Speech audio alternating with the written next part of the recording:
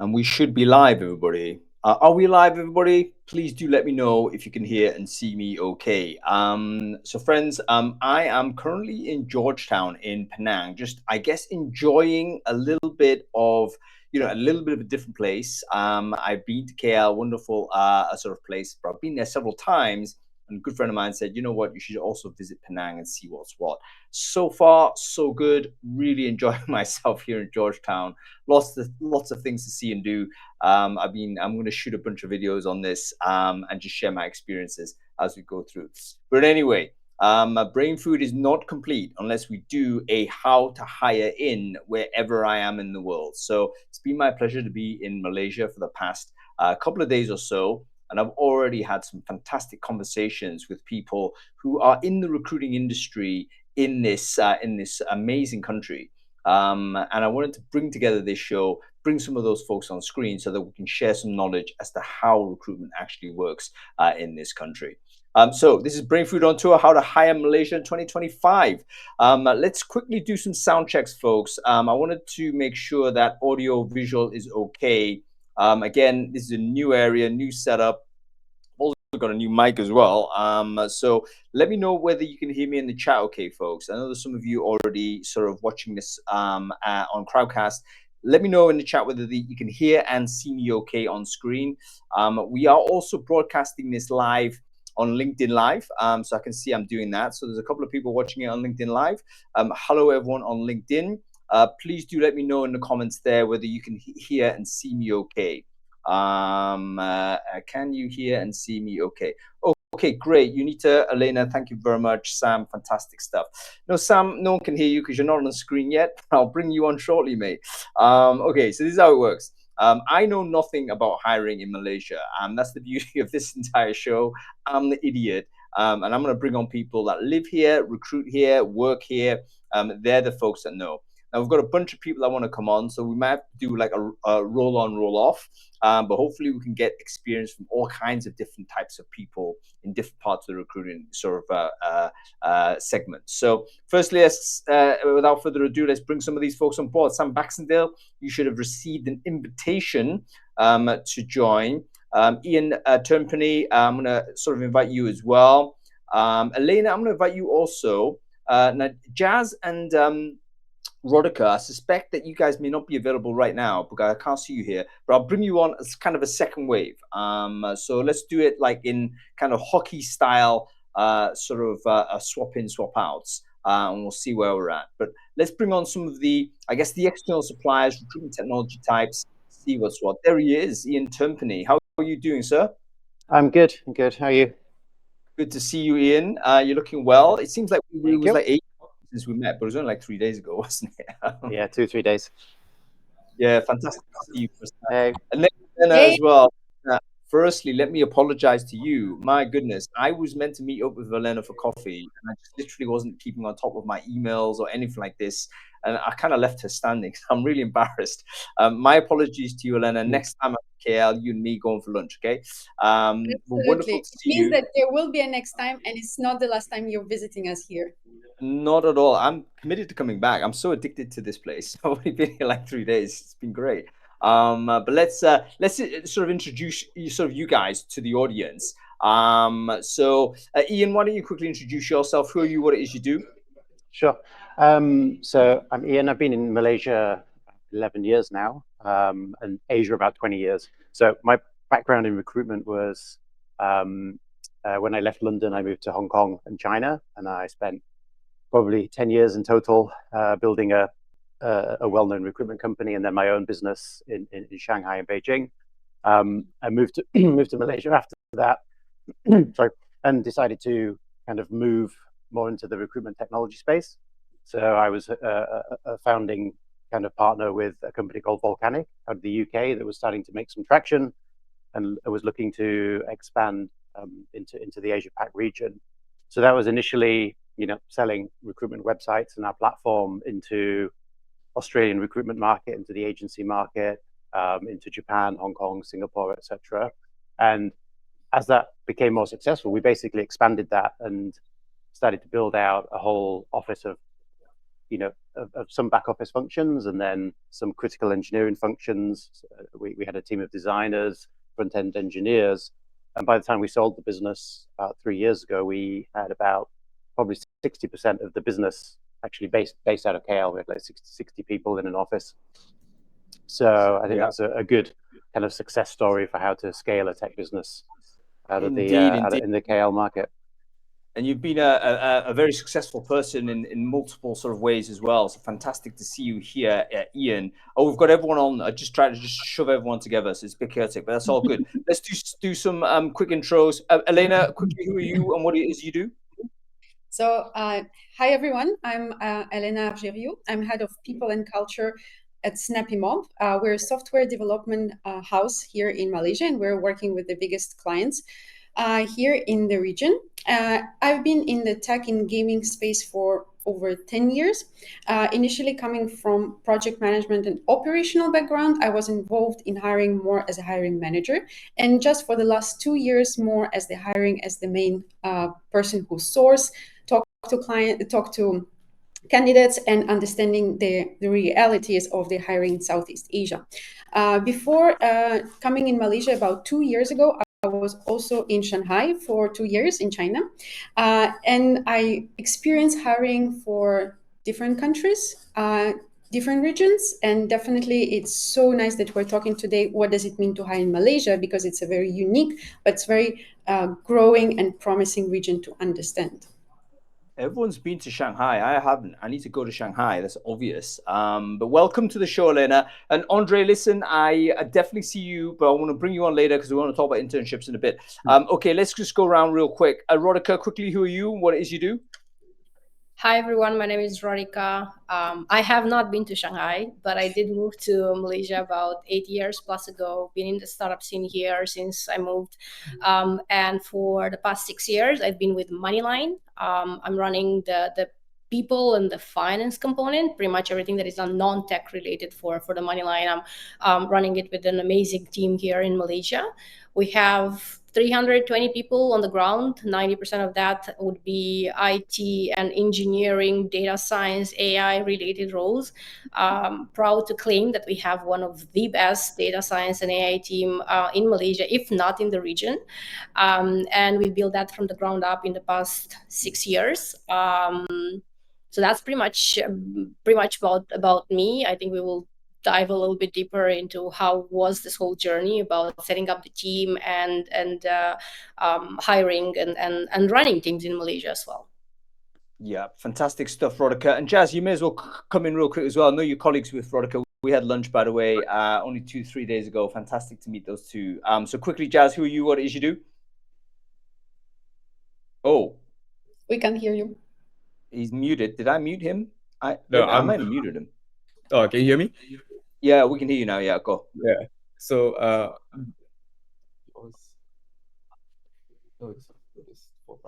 yeah. So Rodika's actually right beside me. So, but yeah. So, similar to what Rodika said, I'm actually part of the people team here in Moneyline. I've been here just under 1 year lesser than Rodika, so it's been about 5 years for me. A lot of the things that I do actually work around employee lifecycle, with one of the main things being around talent and hiring. I recently started working with Elena. Previously was working a lot more with Alvin from Snappy as well. But generally what I do is focus a lot on hiring, like what Rodika said, around 90% of the people here are engineering, data science and product.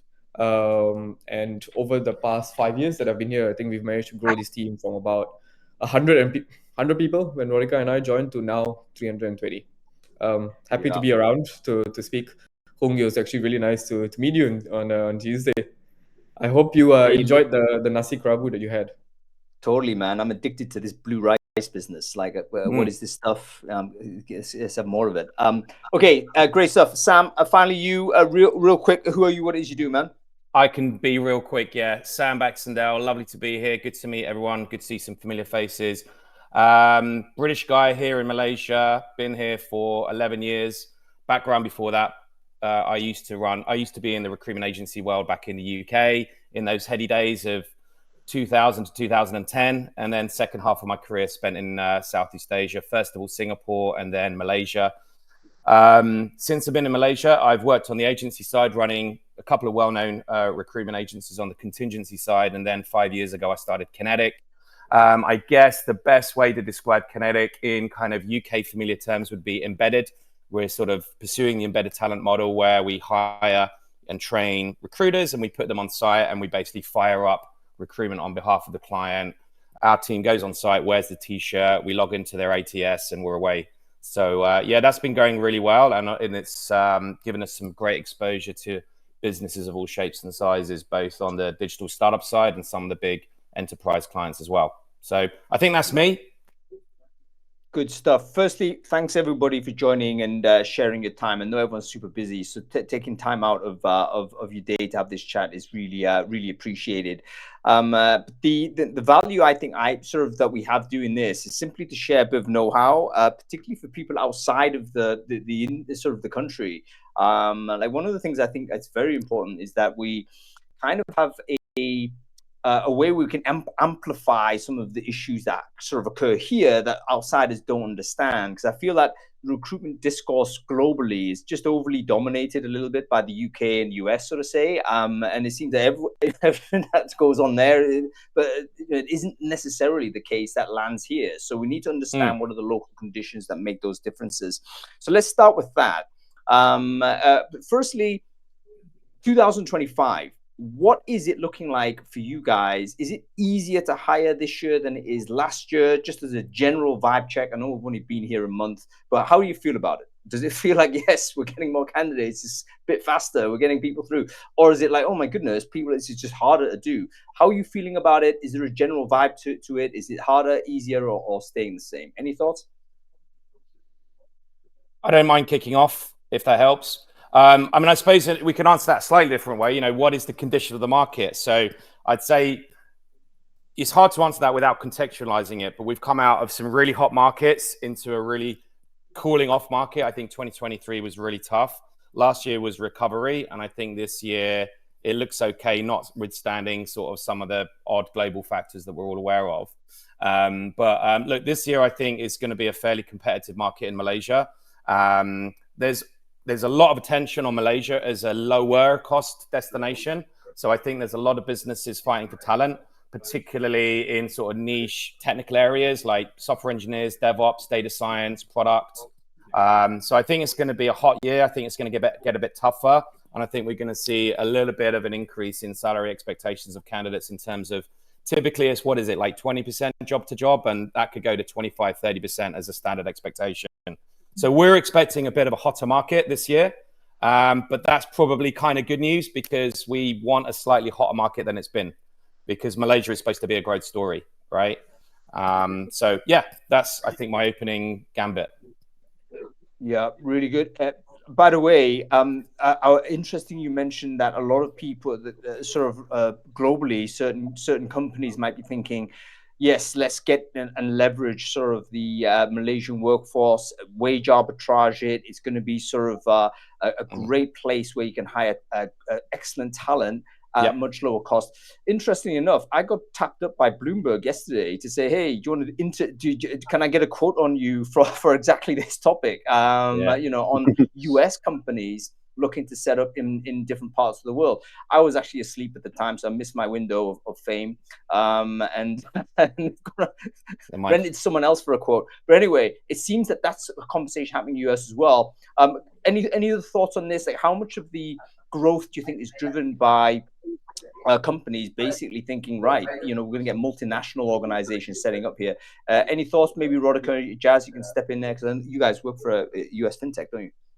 Absolutely, and that's what I wanted to also add some context on the market itself. I think it's important to look at the industry that you're operating in, because if we are the industry we are in, fintech and overall software engineering, it is very hot and it has been hot for the past 2+ years, and I expect it to even to get even hotter. And I think what Sam was mentioning, that you know, if job swapping would be 20 to 25, what we are seeing now is already 25 to 30, if not 30 to 35 for some very, very niche roles, with the digital banks that are already fully set up, and the foundation is there. They will go into into growth mode, and they will be looking to expand their team. So everyone that is in this space should expect a hot year. At the same time, the traditional banking is also looking after very, very good talent, and they are ready to invest, and they have the budgets to invest.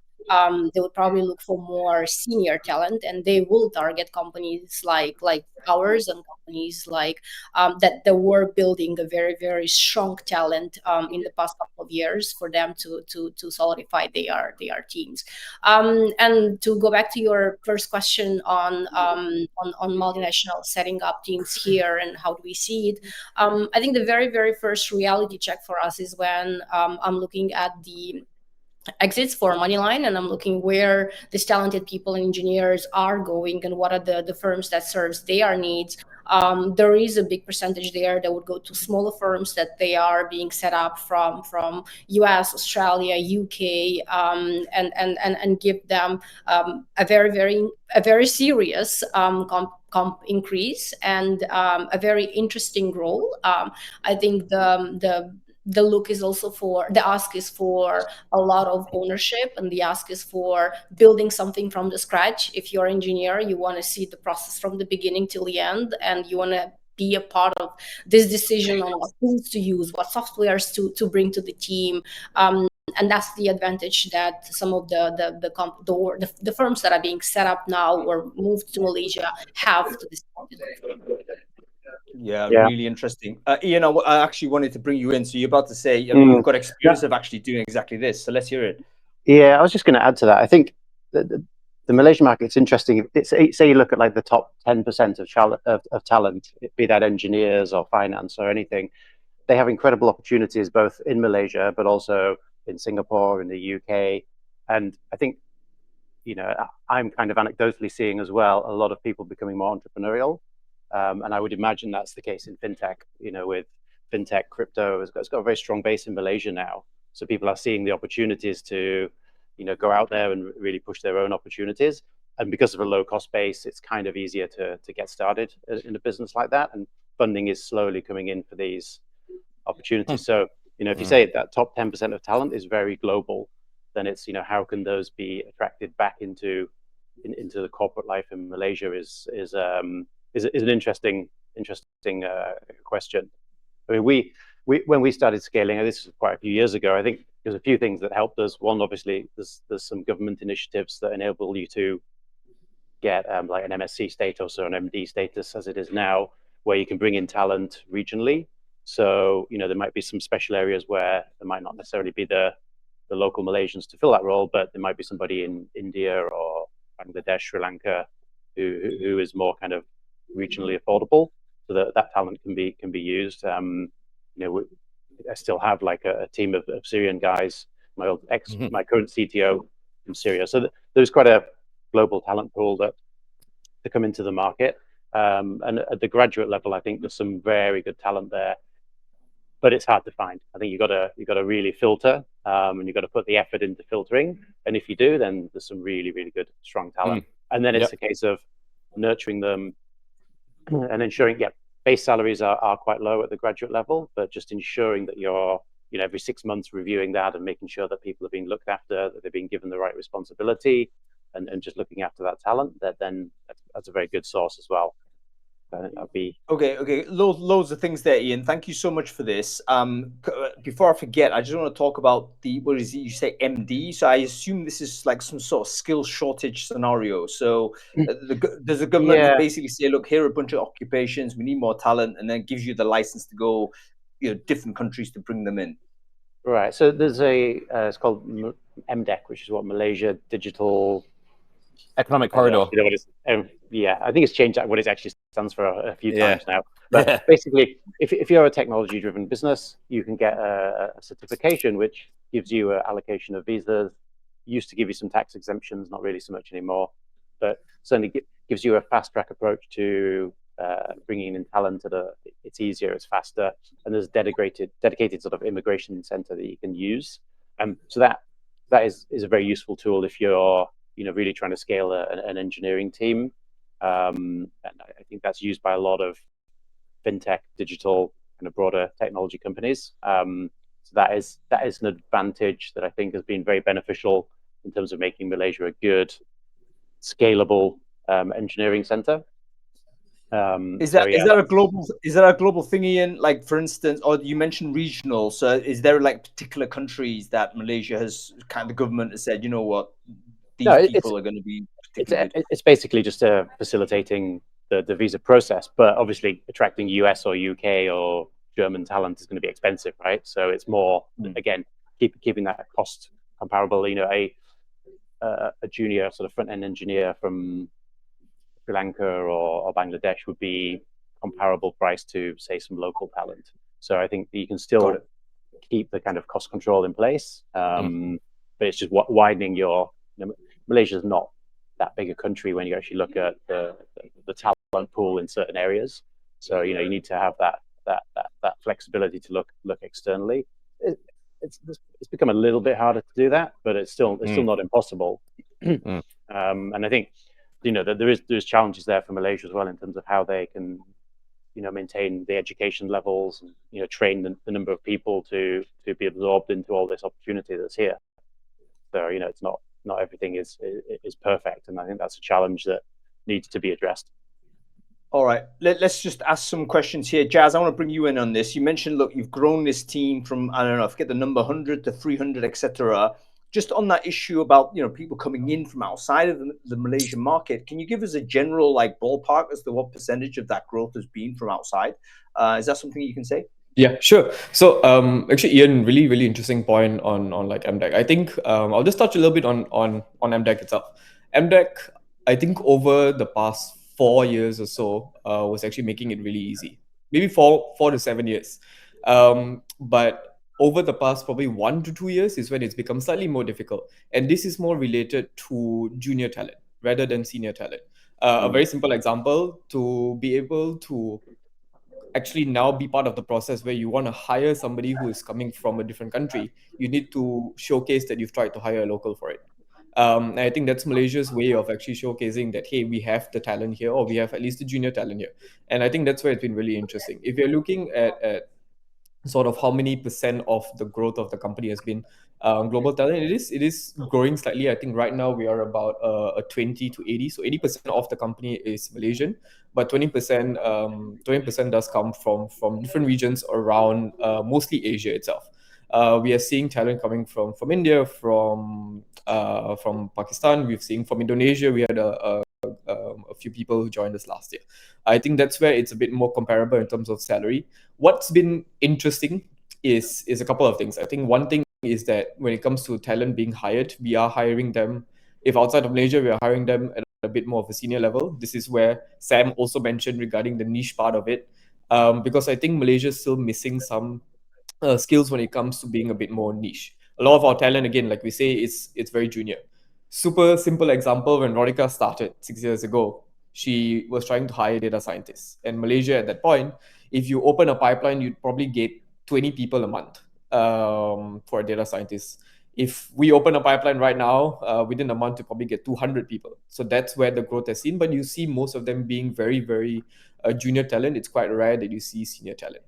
I think that's one very important thing. The second thing is that some regions are actually more expensive than Malaysia, even though they come from Asia. If you're seeing Indonesia, which is quite comparable, if you're seeing Sri Lanka, it's quite comparable.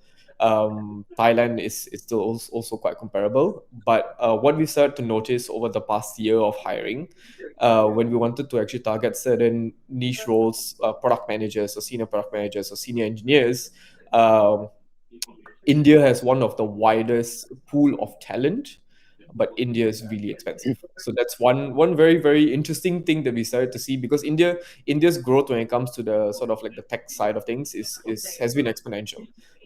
You move from one startup to the next, your sort of tenure in a place is about 1 to 2 years, and you will continuously grow not just in your career but also monetary wise. And we started to notice that because of what's happening in India, while they have really good talent, to get them to move to Malaysia has actually been one of the biggest challenges that we've had, just because it's cheaper for them to stay there at the salaries that they're getting there versus coming here for a comparable or slightly lower salary because they're paid really well in India. But generally, it's not the regions actually sort of growing from what we've been seeing. the India talent as well, there's a lot of kind of remote work directly to US companies, right? So they're getting paid USD, probably not declaring the tax, so they're getting well paid. That's they're true. probably doing two of those jobs as well. Yeah, exactly. I think we've come across a few of those as well, where they are actually doing 1 or 2 jobs in their remote sort of setup, where in India they work maybe 6-7 hours in one job, and then the next 5 to 6 hours they work at another job, and then they're getting paid really well for both jobs. That's not a myth, by the way, and it's also not just an India thing. I've got a mate of mine who does exactly that. I remember he actually asking me some advice. I said, "Hey, yeah, Hung, I need to update my LinkedIn, so I've been doing this." And I was saying, "Yeah, I don't think you can update your LinkedIn, bro. It's no longer useful for you in this way." Okay, let's talk about sort of this development of talent, and then I want to bring you in on this, because your role is very much more than just recruiting. It's like, looking after sort of how people are moving through sort of their entire life cycle and so forth. Would it be fair to say that, like, what is the attitude of local Malaysian talent when it comes down to things like career development and skills learning and what have you? Like, are these like primary drivers for those folks you see, or is it other things that are more important? What's your read on I guess skills development here? I think the expectations would be different from, let's say, European countries and US. Here, people will be focused more on short-term goals than long-term career development, and sometimes their choices of places will be purely financial motivation. And it's something that we're trying to change here in SnappyMob, putting away the performance bonus and performance review and trying to understand, okay, financial things are on one side, but what does it mean for you, your career development? And we're trying to bring it back to people and motivate them to start this conversation, which is quite unusual, I would say, and also quite challenging, because hiring managers and also our heads are not, let's say, accustomed to this approach. And it takes quite a lot of time to get the buy-in, but also the follow-up, and to make sure that it's not only the people and culture team who is driving those career conversations, but is actually everyone in the company are on the same page and understand the logic and the purpose of those conversations.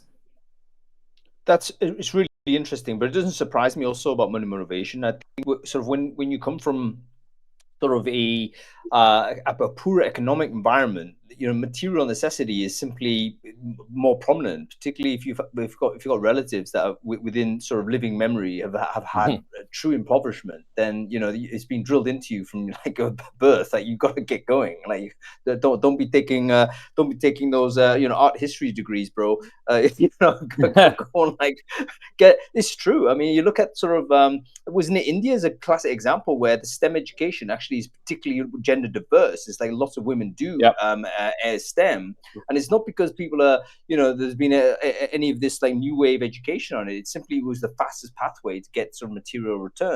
And this is also true in Eastern Europe sort of in the Soviet era, I believe. So it's only sort of in the Western world where we've had kind of the material wealth where you can start being privileged and start doing anthropology and stuff. Anyway, and also like which is what I did incidentally.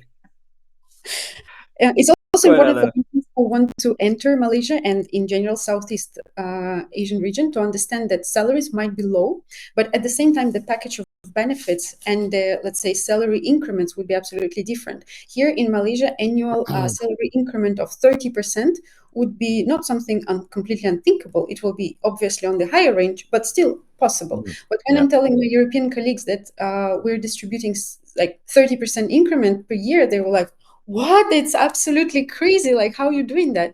But this is the realities of Malaysia. If you want to attain your talents, you need to accustom to the way of business is done here in the region, and it's slightly different. Okay, this is actually mega different. I didn't know this at all. So I would say in the UK, probably your sort of salary sort of uplift per year wouldn't even be guaranteed. But it certainly wouldn't be up to 30%. That would be like a massive step up. Sounds like almost a two-level step up. But in here, Malaysia actually has the expectation. So if you hit someone with a 10% increase, actually that's like bad performance or something. Is that right? Yeah. For high performers, yes. Yeah, high performers. Yeah. Yeah. And also, like, I think we start seeing the change on the regional level, that people want to start having more ownership. It's not everywhere, but at least for senior roles, people want to have their own product. They want to really make the change. So they're not satisfied anymore just being on the co-development side or outsourcing side. That's why we see so many senior people moving to Singapore, because unfortunately in Malaysia, we don't have enough startups. We don't have enough companies who actually produce something valuable. So I think Money Lion is one of the rare examples where they can provide the product and they can give the team interesting problems to solve. But otherwise, if you're looking for good money, good position, and good challenges, unfortunately, you need to go to Singapore for that. Okay, just on that note, Singapore, obviously, and Malaysia have really interconnected histories and cultures and so on. Would it be fair to say there's like a pipeline of talent that goes to Sing as a result? Like, even, it's almost, I wouldn't say it's predation, but it's almost like, Singapore can almost like reliably recruit a bunch of Malaysians because they can outcompete in terms of salary and so on, and bring them over. Whereas companies in Malaysia may kind of have to predict that you're going to lose talent to typically Singapore, because that's just going to be the case. Similar to, I guess, Canada, US, that type of relationship where, people are going to, it's very easy to flow talent down to the US, and typically that happens. They're going to outcompete you, nothing you can do. What are your thoughts? For sure, there's a big talent movement, but it's actually becoming both ways now. So we're seeing a lot of expats move from Singapore into the Malaysian market, particularly often senior leadership roles where they've got family and children. It's like, we can't afford to have people in Singapore, so let's move them. If they're doing a regional role, it doesn't really necessarily matter that much where you're based. So we'll base them here, provide some flexibility, and it's a win-win for everybody, because they'll save costs. You get a better return for your money, living in Malaysia. So, we are seeing quite a lot of that. And that's, including regional offices in Singapore kind of moving into the Malaysia market. There's still a rapid flow of Malaysians moving to Singapore for money, but that ebbs and flows, and has kind of been like that for 30 years, Just go make some money, come back. If I may go ahead. Was it Rodika that says something? Yeah, go ahead. I absolutely love what Jan was saying just now, and I want to see it as a relationship that goes both ways. I think we are seeing talent moving to Singapore. I actually don't think it's only monetary based, because if I look at the offers that Malaysians are getting for Singapore-based roles, unfortunately, those are not paid at the Singapore level comp. I do have some knowledge with how Singapore is paying Singaporeans, and then if I compare with in certain cases with how they are paying, Malaysians or non-Malaysians that are entering Singapore, unfortunately the offers are not the same. And I want to believe that they are going there for knowledge. Just what Elena was mentioning, that there is a very small pool of companies that can provide them access to the tech that is the most innovative on the market and globally competing, right? Whilst in Singapore, there is a really, really large pool of companies that can satisfy that craving for innovation. So I want to believe that they go there for knowledge, Singapore dollar, it is stronger than the Malaysian ringgit. So fresh grad there, if they get 5K Sing dollar compared to 5K Malaysian ringgit, it's a huge difference. But I also noticed the trend of being able to actually hire Singaporeans or Singapore-based expats back to Malaysia, and it was an effort for us, and it was more on the we were actively reaching out. We started to notice an increase in the applications that come from top companies, and I can mention Google, Meta, applying for Malaysian roles, including at Moneyline. So, and it's a trend that we only started to notice in the past 16 months, I guess. And Singapore's also tightened their visa. There's much more restricted visas. So for if you don't have PR, then it's quite challenging to get a visa, which a huge impact across the market. But that's this is about Malaysia, so I won't go into that. Cost of living went up also a lot in Singapore for the past couple of years, and the take home is not that great compared to what was 4 years ago. So this where Malaysia can compete on that area. Not to mention cost of living, guys. I just wanted to chime in on another point linked to that, what we're seeing with a lot of the startup type companies, and we are seeing more VC money coming into Malaysia, but at the end of the day, Singapore's role in the region is very much about raising capital. So what we're seeing are a lot of like regional plays where businesses will set up a vessel in Singapore, raise the capital, but actually Malaysia is the backyard in terms of domestic market. Well, Malaysia and the wider region. Indonesia is obviously 230 million, Thailand 70 million. So, you know, Singapore is not necessarily the biggest domestic market, but in terms of capital raise, that is where an entity is set up. And then most of the hiring, or the majority of the hiring, seems to be at the mid to senior level out of Malaysia, increasingly, and the wider region. And obviously, there's different parts of Southeast Asia that play a role there. Vietnam, for instance, is particularly strong for hiring software engineers. So yeah, Singapore's role in the time I've been here is really evolved and become more sort of specialist in the region as a capital hub, I would say. Really interesting, guys. Really interesting. And obviously, it's from a recruitment point of view, like international recruitment point of view, it makes sense to just keep aware, obviously, as to what the legislative changes are, what the general moods are, and so on, and opportunities might emerge. Just as broad strokes, it sounds like, you know what, Singapore might be a great place for kind of a young and upward moving type of characters coming in and cranking out good cash. But if you're like already at top level, then actually cost of living becomes a huge issue. Then you know what, it makes more sense to maybe move to Malaysia, where you could get a lot more bang for your buck. And if you're operating, you know, the world is now kind of, particularly in the digital space, pretty remote friendly, I guess. Your ability to operate as a manager, as a leader, is going to be, you know, enhanced with your ability to communicate online. So it makes sort of less and less sense to stay in a super expensive location. Okay, let's shift tack a little bit, folks. Let's talk about sort of the like how you hire. Like, for instance, is it like generally still ads based? Like, do I stick an ad out and then get the response that's reliable, or is it a case of, you know what, I've got to headhunt people out? And if so, is that just LinkedIn?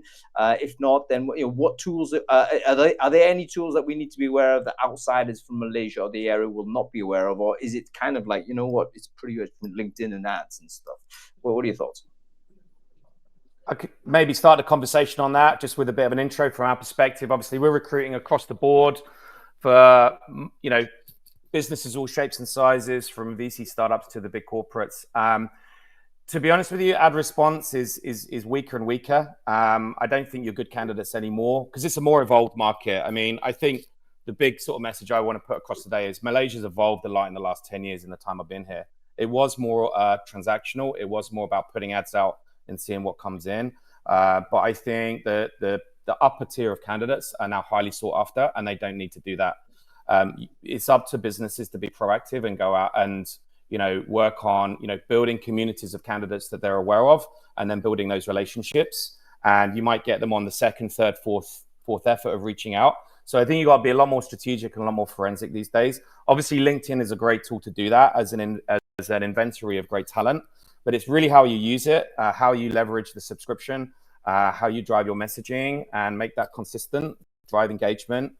And think of that whole hiring funnel on a lot more long-term basis. And also employer brand. Candidates are a lot more susceptible and responsive to strong employer branding. And of course, bad news travels quickly. So yeah, it's a lot more brand aware market, I would say. So if you're going to hire effectively and hire fast at the top level, you've got to have those things. You've got to have your ducks in order around your you know, community engagement and employer branding and so forth. Yeah. Yeah, I've found job adverts still to be relatively effective, again, at the junior level. And I think you've definitely got to do a lot of filtering. So you'll get, you know, I think, depending on roles, I found Indeed to be fairly effective. JobStreet, I mean, JobStreet and JobsDB both came from Malaysia, right? They're Malaysian companies. So there's a strong history of job boards, and Seek runs its Asia business from here now. So, you know, there is that history. So yeah, I've still used them quite a bit, but then more at the junior level. At the more senior level, it's relationships, it's knowing the right people, and it's a relatively small market as well. So if you're in a specialist niche, you're going to know who the key players are. You're going to know what their status is. And I think also, I think as we've mentioned, one of that kind of, because of that flow of people coming regionally from Singapore, outreaching to those kind of markets is a good way to try and entice people back who just might be at the right stage to consider it. So I think the outreach part is way much more important at the senior level. So let me get this right. It's still generally Indeed, though, right? So you mentioned a few job boards like JobsDB or whatever it is. Was it JobsDB? Seek is here. JobStreet. Well, JobStreet and JobsDB both owned by Seek. They're now being rebranded to Seek. But originally, when they bought them both, there was a dominant one in each country. I think JobStreet here, JobsDB in Thailand, etc., etc. Now they're all just being merged and branded as Seek, I think, eventually. Got it. So that's a useful tool. LinkedIn's a useful tool that covers a lot of white collar work, I would guess. And then I guess. Go ahead, I would Anna. add that there's another platform which is highly useful for us is Hiredly. Yeah. Hiredly is the name of the platform. And for let's say creative designers, UX, UI, visual designers, as well as software engineers, for us it's the best source of candidates. And it provides quite flexible pricing as well, which is not it's a big deal for local market, how much you pay. Yeah, I think on the creative side and for juniors, for sure, that's actually quite good. What was it called before? I used to use it. Is it? I don't know what's the previous name. Wob. Oh yeah, that's right. Yeah, working on beanbags. Yeah, there we go. But also, working on beanbags. That's a great name. Yeah. I also want to follow on Ian's comment about community and local market being quite small. It's actually a really big deal here that we have some local communities like HR communities, hiring communities, and actually we even exchange talents. And for me, I'm hiring my best talent, just asking around, like, do you know the best product owner? And actually, Andre, who was in this call, he recommended. So I think the referral, but not only through your employees, but also referral through the community plays a very huge role here. Yeah, really interesting. And we talked a little bit about community stuff at lunch, didn't we, guys? With Moneyline. So, would you mind sharing a few sort of ideas as to what sort of why you thought that was an important thing, and what kind of roles are worth investing in doing a community style approach? Because we can imagine that there's certain roles where it's going to be either not feasible or simply not worth it because that's not the volume that you need to be recruiting for. What was the approach you guys sort of used in to scale your business? Yeah, so I think this is very much related to employer brand. When we moved to the office, so we realized that we have a really nice pantry space. Yelena's been here. And I think when we first moved, we decided, so generally Moneyline holds tech talks every quarter. We have an internal speaker, we have an external speaker, there's an engineering topic that's discussed. And that's essentially how we started hosting sort of community events. When we moved to the office, we started small with the tech talks, and then people started reaching out to host their little community events within the office. I think over the past sort of 1.5 to 2 years, we started actually expanding that a lot more and hosting a lot more events within the office. And that's what it essentially sort of ran as an experiment for us, because we were hosting events that were essentially related to our stack or on engineering. So sometimes we'll host an AWS community event, but at the same time, we'd host a Google developer event where we don't actually have Google Cloud within the company. And I think what we are trying to do now is what we've realized, at least, is some events would directly be targeted towards hiring. If somebody's coming for a particular community event that's using a similar tech stack, that's something that we look at as where we can actually start to get talent from. And then on the other side, it's actually more of building a brand. Because the idea here is that you're not just building a brand based on the stack that you use, you're also building a brand based on the fact that you're a tech company in Malaysia and you're trying to support local communities. So we've had communities being hosted here that are maybe 15 people that come for a crypto event, versus we've hosted AWS, we've hosted the Google developer event in February or March. We are hosting for I think our Human Raw one is in February, which is a Google developer event as well. And I think that's where it's become a lot more interesting, the community stuff. So Yelena's got a really good point. It's actually a really good place to find talent, and it's a really good place to build your brand, to support just the growing scene in the country itself. Yeah, and I think Moneyline, Moneyline as a business, as far as I understand, have got a very strong brand here in Malaysia. Maybe an exemplar of how it's done, even though very difficult to follow. Given sort of your approach that you've moved so far, which is great stuff. Just a quick sort of shift of focus on candidate behavior, candidate sort of habits and stuff like this. Like, is there anything that I should be aware of? Like, let's say you guys offer me a job tomorrow. I thought, great, I'm going to start hammering the phones. I'm start getting there, speaking to these candidates. Like, what do I need to know about basically how Malaysians think about recruiting, job search, etc.? What are the communication styles at work? Do I go direct? Do I need to kind of go indirect? Is it phone based? Is it email based? All that type of stuff. How would you kind of describe best way to speak to a local candidate? I'll kick this one off just to sort of start a conversation on that. So obviously I have a lot of exposure to that, basically running a equivalent of an RPO business, and I'm still pretty hands-on.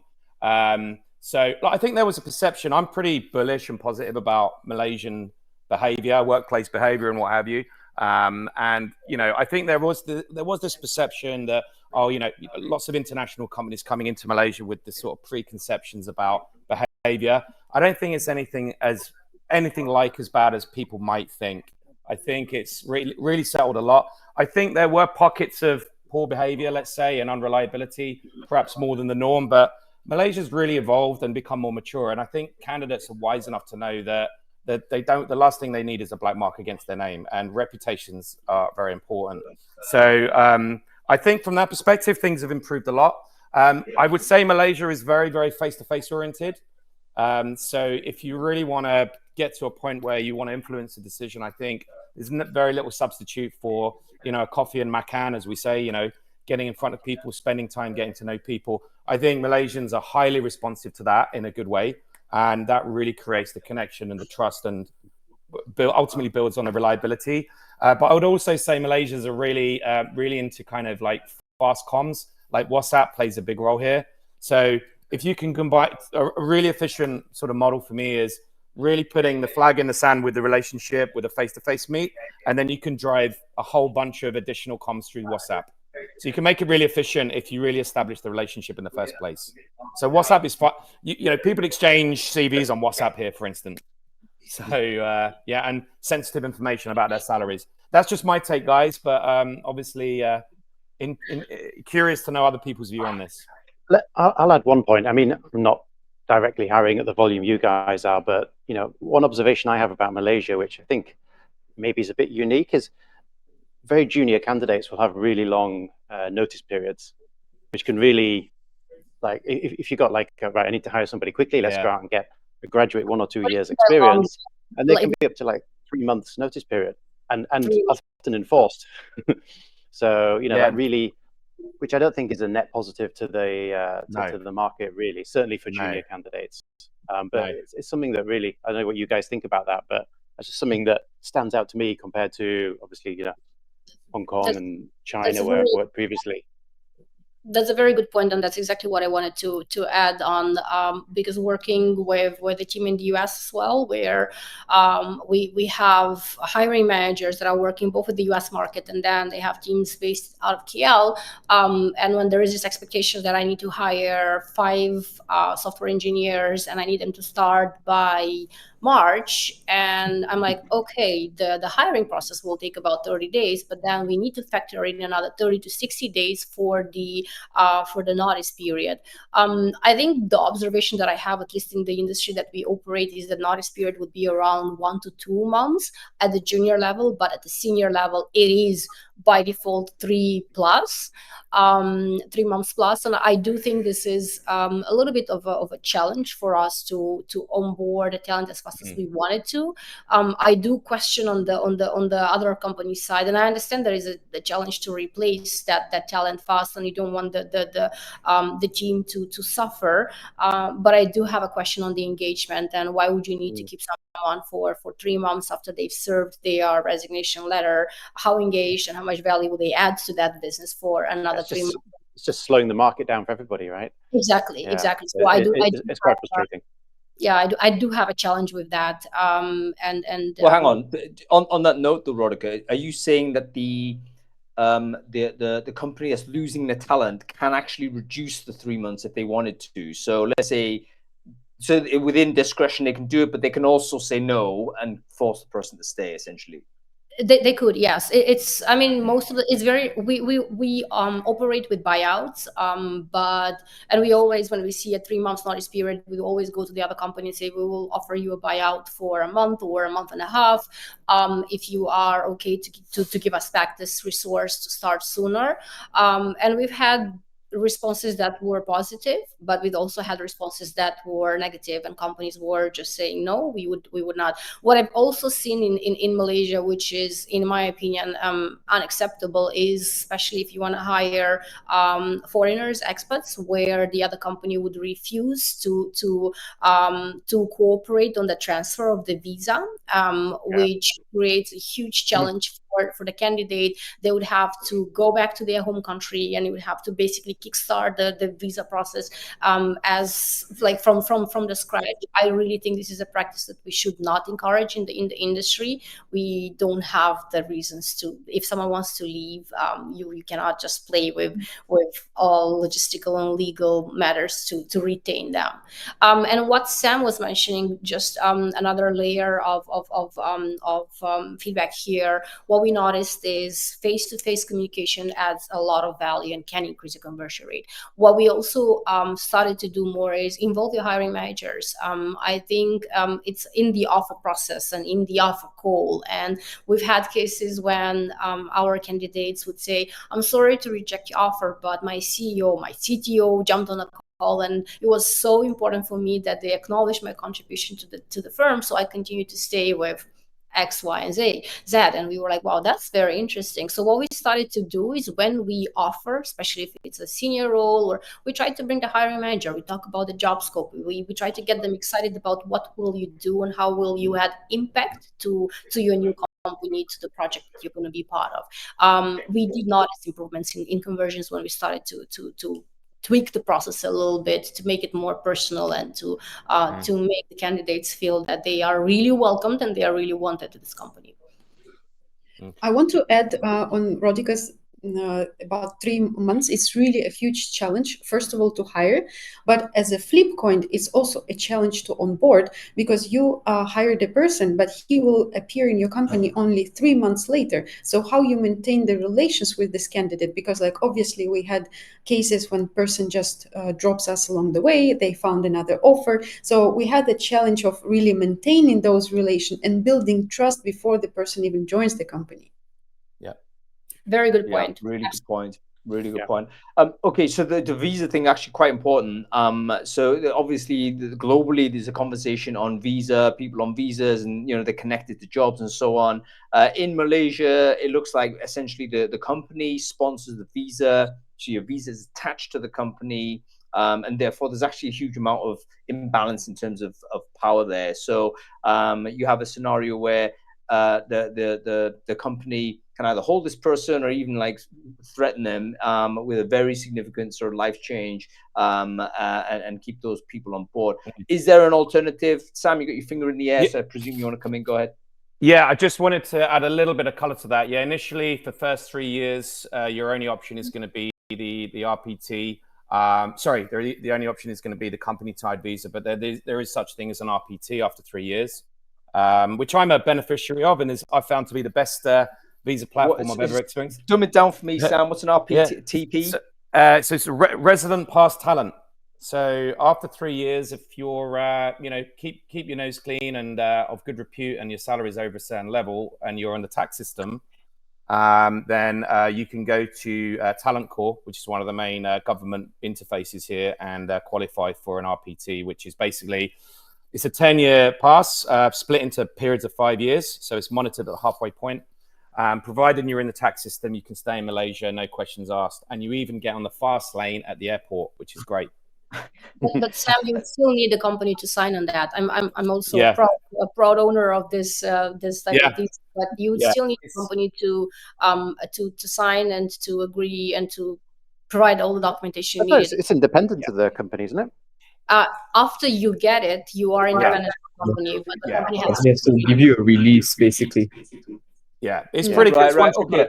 Yeah. There's loads of visas now. I'm on a slightly different one, which is actually still the RPT, which is the Malaysia Tech Entrepreneurs Pass, which is basically the model, same thing, 5 years Very plus 5 fancy. years.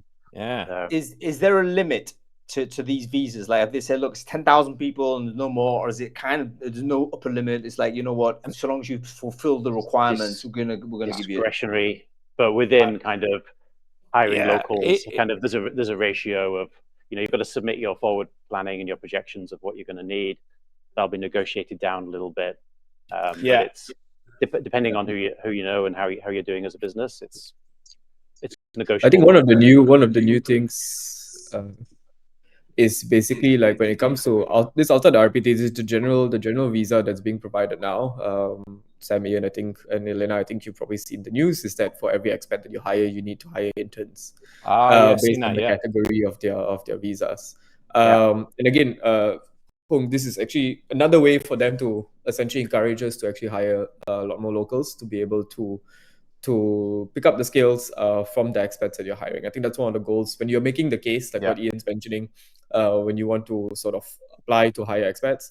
When you're making the case, your case has to be made with the fact that you're trying to hire locals, or you're trying to essentially upskill the local Malaysians to be able to be on that level. That I guess the end goal would then be you don't have to hire expats anymore. Is that actually happening, or is that just a suggestion? I think it's still a suggestion, right? It was not fixed yet. I thought the news report said first it's effective February. Really? February this year? No, it was 2026. Next year, No? I would assume there's a carve out for Malaysia digital companies. It depends what newspaper you're reading as well. Okay, so we have controversy at the end of this show. But you know what? It's interesting because, you know, we all need to keep abreast of it. So whoever knows, let us know. Is this thing going to come in? And by the way, this is a perfect time to bring Andre in, but I'm not going to do it because he's not there. The reason why, I think he's getting married. So it's like my understanding is that he's currently sort of involved in loads of positive personal stuff. So I didn't want to pull him in unnecessarily. But anyway, good luck with him. So let's talk about this. We talk about expat recruiting. We know the reasons for this, bringing external skills because local skills may not be there, etc. You need to do this for economic growth, but also there's a requirement to up-level the entire society and make sure everyone has the skills in society. I think we're all broadly endorse that concept, but it does all obviously create recruitment projects and recruitment work for us to do. Again, this potentially could be positive because it means that from our professional perspective, there's actually tons of stuff we have to do. What are the things that we have to do when it comes down to hiring local? Can we go there and talk a little bit about sort of what about the I believe there's certain sort of requirements also to recruit from different ethnicities and so on. I know this is like a difficult thing to talk about, but again, from someone from the outside in, is it something that I can learn during the course of a call like this? Like what kind of requirements are required for a type of business, you know, that needs to grow in Malaysia? Any thoughts on this? Anybody want to go? Go ahead. I don't mind giving a soft answer on this one because you're right, it's potentially politically contentious. But it doesn't really need to be. I think most people in Malaysia are kind of aware of the nature of the background to this. So it's not necessarily a sensitive topic. Most people are aware of it. So certain businesses, let's say government-linked entities, might have certain quota around that topic. And it's to the extent that if you're going out to a candidate, they will ask you because they're aware of it. I think it's kind of entrenched in the Malaysian culture. But actually, it's a tiny percentage. I think 95% of Malaysia is based on meritocracy. So and so it's opened up. It's become more international, and I don't think it's a hot topic. But I think you find yourself in certain situations dealing with certain types of company, particularly government-linked entities, where you might end up having to deal with that particular issue. But overall, it's pretty open. That's just my perspective. So this, I mean, again, I'm just going to compare this to, let's say, a Dubai situation. I think Dubai is also the same, where there's a certain percentage you need to hire sort of local Emiratis. the closer you are to government, basically, the bigger percentage you need to go. So if you're working directly for a ministry, then generally speaking, I think it's like 40% or something, even higher. It's a hard quota. You have to hit it. If you don't, you get fined. Is it the same thing here? You have a hard quota. You need to hire a certain type of group of people. Is that right? I think you find it's more about corporate ownership. That'd be where there's more restrictions. So certainly to get a HR license, you need to have 50% local ownership to have an agency license. But generally, you can set up a company and do whatever you want here. It's just if it's 100% foreign owned, there'll be some restrictions. You have to put down more registered capital. But that's basically it. But I think there are restrictions on the visa side as well. I mean, you are given a number of visas or employment passes per year. You have to apply that on a yearly basis. And if you need more, you need to go through an application process, and that can take months or, so there are some frictions in order to also bring in expats. On a matter of internally hiring talent, I'm very much aligned with what Sam was saying. I think speaking from my company side, we are very much performance talent and skill based. We have technical tools that would assess someone's capabilities from the very first early process, and that's what really drives someone entering a company like Moneyline or not. It is not. There are no other criteria for us to decide upon someone's offer. Very interesting. I think it's one of these things that we're coming to the end of time here. We'll probably need like a part 2 to dig deeper into, and then we end up getting into policy and all the rest of it, which we don't have time to do. But everyone's got lunch to go to, so I don't want to hold anyone too long for this call. But let's go do a quick round robin to finish off this wonderful conversation. Let's say there is a person that wants to jump in and do a recruiting job, a HR job in Malaysia. They've got no clue about it. They've just literally, for some reason, they decided, right, I'm moving to Malaysia.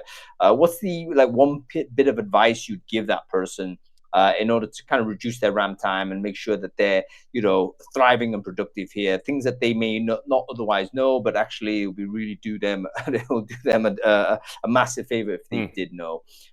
Let's start with you, Sam, because you obviously, you made that journey. So what's the story? Sure.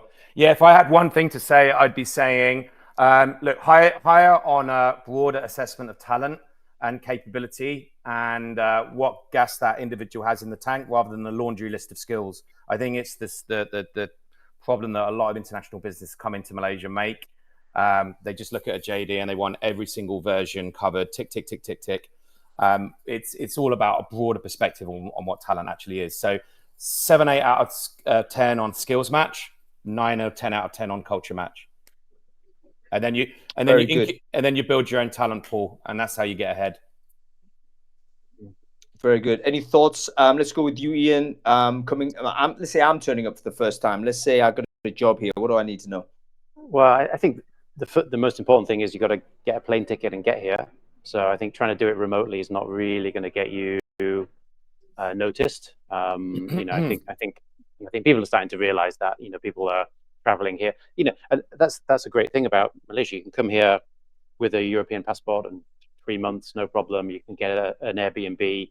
It's very affordable. And there's a whole digital nomad kind of culture starting up and growing here as well. So it's a very accessible place to come and do, which I think you would struggle in Singapore these days to just turn up and rent a place for 3 months. So I think as a good place to come and just start going to the events that these guys are hosting, and start going out into the community, just meeting people. And people are generally very friendly. Dive in, turn up. And if you're a recruiter, just contact Sam or me. Fair enough. Let's keep going. Elena, your thoughts on this? What advice would you give perhaps yourself, if you had zoom back in time 10 years before you arrived here? What would you say? This would have really saved me 6 months if I knew this. I would say meet people, network, and just bring people to drink coffee together. And you will have the best advices, best knowledge, and the fastest way to be employed or to get somebody employed. Yeah, really good. Face-to-face interaction. I dig it. Rodika, your thoughts on this? I'll probably be a little bit more the pessimist one here, because I think there is a lot of amazing talent on the recruitment side in Malaysia as well. So I do think it's going to be a little bit more challenging to find a job as a recruiter in Malaysia if you're coming from somewhere like Europe or US. If you are an engineer coming from somewhere, I don't know, Europe or US, you will find a job in Malaysia a lot easier. I will agree with what Elena said. I think networking will absolutely help.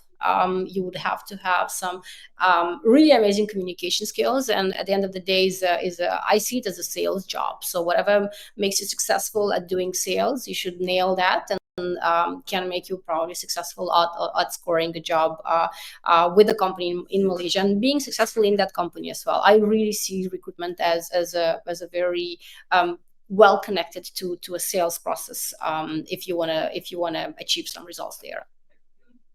Great. Jazz, finishes off, man. What's your advice? No pressure. Yeah, I think for me, actually the most important advice that I would give is that it's a mindset thing. That it should be noted, recruitment's not a transaction. One of the main things that I'll tell anybody going into this field is that you need to be very, very close to the business. You need to understand exactly what the business needs. You need to understand where the business gaps are. And that's where you should start before looking at the laundry list of like 20 roles and being like, okay, I'm going to come in and look for all these roles. Because if you don't understand what the business actually needs, that will always make your life harder. Yeah, absolutely. And that's just great best practice in any case. It's closer to the business.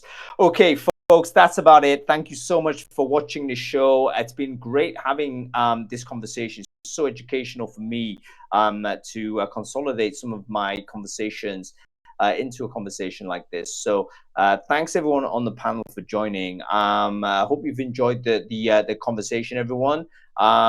This show will be replayable as soon as we finish broadcast. I'll also download it and turn it into an episode of the Recruiting Brainfood podcast, so you can listen to it at your leisure.